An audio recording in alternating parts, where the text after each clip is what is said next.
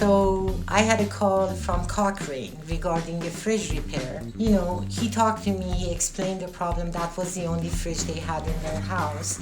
And he wanted an appointment. And unfortunately, we could not, it was last Friday actually, and we could not provide that service. The techs were all fully booked and we couldn't do it.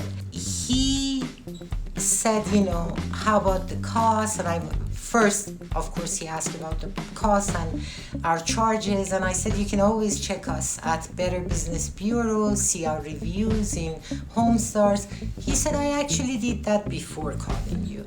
But finally, we ended up not being able to give him that appointment. And then like 10 minutes later, he calls me. And I said, we just talked. He started laughing. He said, I called another company. They said they couldn't fix it. Called Techvill Appliance. So there we were again. And I believe we finally were able to fit him in.